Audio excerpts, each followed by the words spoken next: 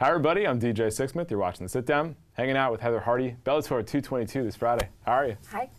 Very nice to meet you. Very nice to meet you as well. So we were just talking off camera. Your life in MMA is pretty nice now compared to the boxing world, and you like to think about Forrest Gump from that point, which is great, because Jenny finally got Forrest in her life. And she realized, oh, this is how a good guy should treat me, as opposed to having that bad boyfriend or all the drug addicts that she had along the way. That was boxing. My whole career was a drug addict, a liar, the cheat, steal my money, all that bad stuff, and now I have Forrest. Bliss. Well, I love it. Well, you've dealt with a lot of crap in your life, and especially in the boxing world, because you didn't lose. You were great at your sport, yet you never got your due, you never got your pay. What were some of the most difficult moments of that part of your life? Perhaps because, like, when I turned pro, girls were going into the Olympics for the first time ever. Like, women had never boxed in the Olympics. And most boxing stars become stars off of, you know, Olympic dreams or pursuing Olympic dreams, and women never had that luxury. So we were ignored for a long period of time. And now that you see some of these girls coming out of the Olympic classes from 2012 and 2016, you're seeing a little bit more popularity, but nobody's really paying attention to the girls who were kind of here before, fighting real hard for the spotlight and the promotional opportunities and things like that. Definitely, and for you, you've been doing this a long time. I mean, take me back to South Brooklyn and growing up, and just what that was like for you in terms of starting to make boxing and just the fight game a part of your life. Sure, I was 28 before I ever put gloves on my hands, before I ever walked into a boxing gym. I was going through a divorce, living with my sister. We're two single moms, no child support. I was working a ton of jobs. And she said, you know, here's a gift certificate. They opened up a little karate school. She said, go try it. And within 3 weeks of walking in the gym, I had my first fight and I won. Wow. And it felt so good. It was the first time I ever felt like I was good at anything. And I thought, I could use this. I could do something with this. And here I am. Well, especially at that point in your life, too, where there's so much that's not going right. And then just to have this little glimmer of hope, I'm sure it just must have felt great at that moment. Yeah, I mean, I always felt like I could be great at something. I was working about 6 or 7 jobs at the time, just trying to put food on the table. But I always had this feeling like there's more to my life than this, than just making it till tomorrow, than just putting food on the table. And that very first experience I had in the ring, actually it was a kickboxing ring, not even a boxing ring, it was a kickboxing fight. It was the first time I ever felt like, wow, I could use this to go somewhere. And I just kind of kept at it. Yeah.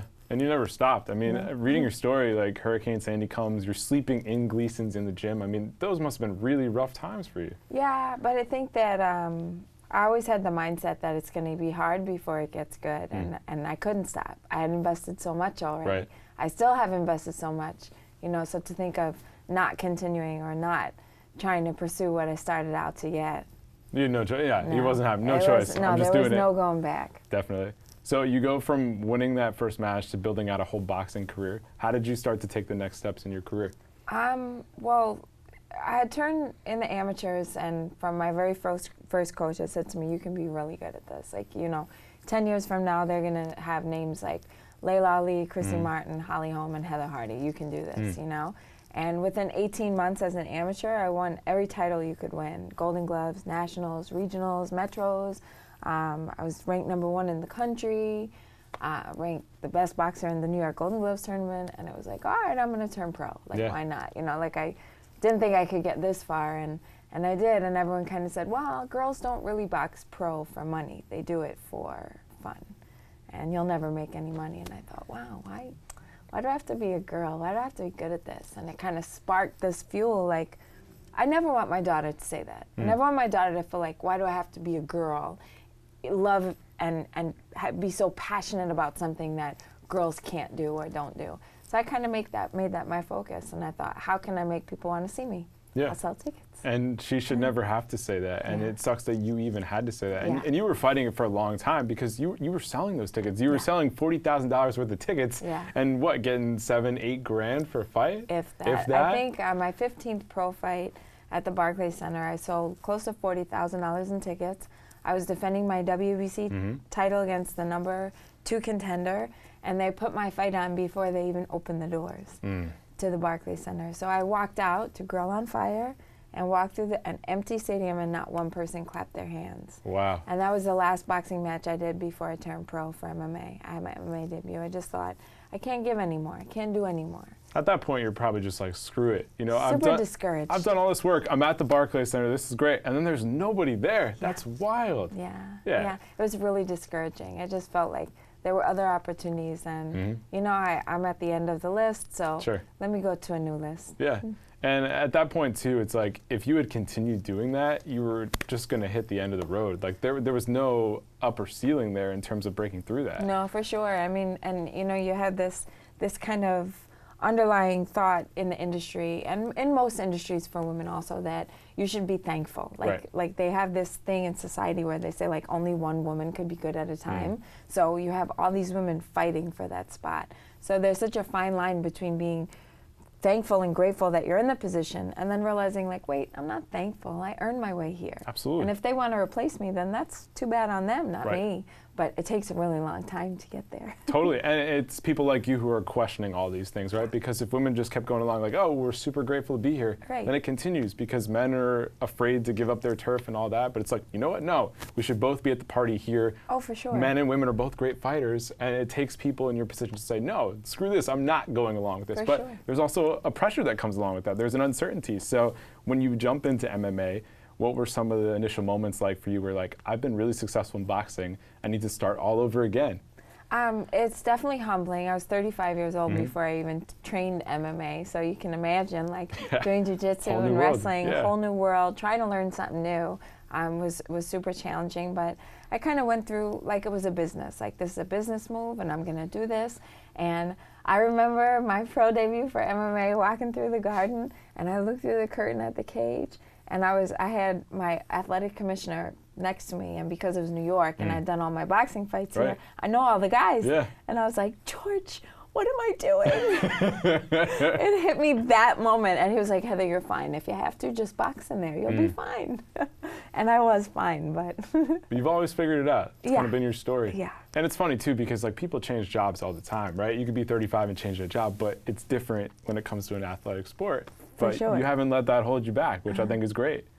So you've made it happen. So when you walked through to MSGs, compare that from the Barclays experience to walking into the cage at MSG. What was that like? It's so hard for me to try to compare the both because like I was the first female to ever box at the Barclays Center. No girl ever did what I did there before. I fought 10 times there. It really became my home, the staff. So I could never say that one is better than the other. The Barclays Center is a mile from my house, you know, like I could literally do like the Hector Camacho run to the Barclays Center fight there. I know everyone who works there. I know Brett Yormack. I love it there. It's a great spot. But there is something so special about the garden. That's where Billy Joel plays his piano. Yeah, you that's know? right. So to be there and like, that was one of the few times I've seen my dad cry when he went up to get like a soda and saw all my pictures in the theater at the garden, like on all the TVs.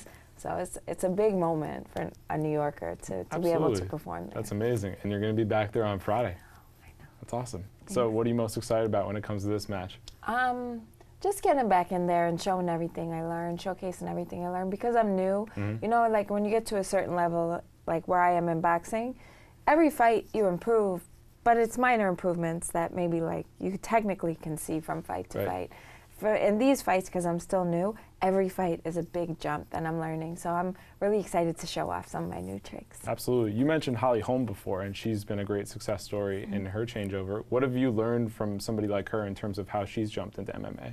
Well, it's kind of like Sally Ride said, you can't be what you can't see. So to see her having such incredible success, it kind of was encouraging to say like, you know, I am a boxer. People will take me seriously though, because nobody can sleep on me now. Right, definitely.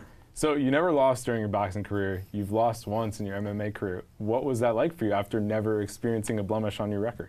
Well, I've had so many losses in real life. So I know what it feels like to have to pick yourself up on the bottom, to climb back out, you know. People were so afraid to talk to me after. They thought I would be devastated, this undefeated fighter. But I never had like that, that feeling of being untouchable. Like I don't feel like I'm the greatest boxer out there. There are plenty of girls out there who are more technical than I am. You know, you got Katie Taylor from the Olympics, and would I ever be afraid to fight her? No. Should you ever count me out? No, because I'm so tough and I'm so strong and I believe in myself. But I'm humble enough to know that I'm not untouchable. You're realistic about the situation. For sure. I know who I am. I'm very self-aware. But it's interesting, humility is not a thing that you always associate with fighters because, you know, people come in, I'm the greatest, there's not going to be anybody better than me. You're like, listen, I'm tough, you're not going to touch me again, but like, also, I've been through worse in my life than just one loss. I'm going to get through it. I'm going to get through it. Exactly. So we were talking off camera about your daughter. She's 15 years old now. Yeah. And she's seen her mom go through all these different journeys. So what's it been like for your daughter to see you grow as a boxer and now as an MMA artist? She don't care. No? Not a little bit?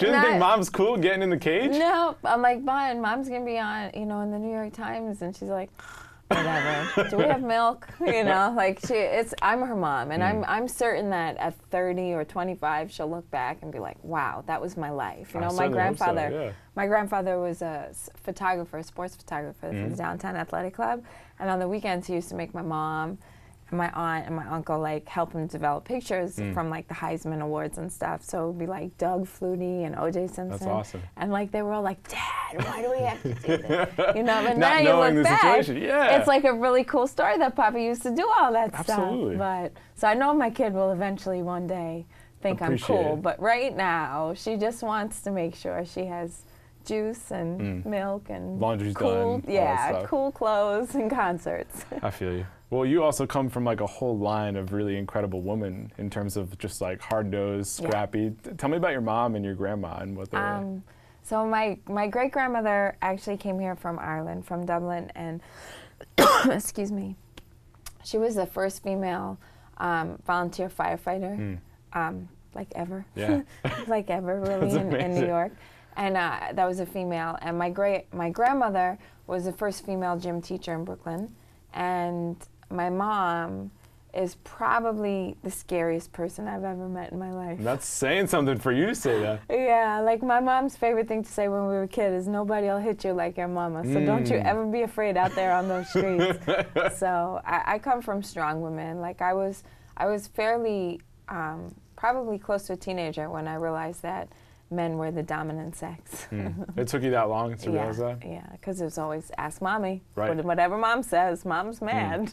So what was it like for you when you did realize that? It was really surprising, confusing. Like I grew up kind of in a lower to working class neighborhood, and everyone's kind of sheltered there. Yeah. You're not really exposed to real life situations, current events. Like everything is kind of like, you know, survival, not growth. Nobody wants to know what's going on. We just have to get till tomorrow. Right, we're in our own little bubble. We're trying to just get to the next day. And that's kind of how working class America and lower class America is stuck. And that's kind of where I was. And it was like when I first went to college to John Jay, and it was like I stepped off the train. I felt like Eddie Murphy in Coming to America. Like, where the hell am I? You're like, this isn't that far from where I grew up, but it's a whole different world. But where am I? Yeah. And then the whole world was kind of exposed to me at that time. Well, I feel like you can kind of tell your life story with different movie references. Yeah, I know. We got Forrest Gump. We got Coming to America. Give me 5 more minutes. I'll give you one more. Exactly. We got to get some boxing movies in there. Okay. So when it comes to Friday, what are going to be the keys for you in getting the job done? I got real mean, you know. Like my sparring partners are asking my coaches, like, is Heather mad at me? So I just got to keep that in there. You know, sometimes boxing is like a dance, right? Like you go in and you have fun and you move and you flow. I gotta go in this cage like an animal. I like it. Well, $1 Million Baby is obviously a movie that we can throw in there as well. I never saw it. You never saw it? It's okay. I just recently saw it. Okay. I probably don't want to see it. I've heard things. You've heard things? What have you heard about it? That I don't want to watch it. Well, I would actually be interested in your perspective on it because it's a stereotypical version of, you know, a woman who comes from nothing, starts to fight, becomes a champion. Okay, well, I'll have to watch it and do my homework for next time. There you go. All right, good deal. Well, why don't you start with a win first, and we'll go from there. Fair. All right, Heather. Thanks so much. Thanks for having me. Really nice to meet you. Bellator 222, Friday night on DAZN. See you next time here on The Sit Down.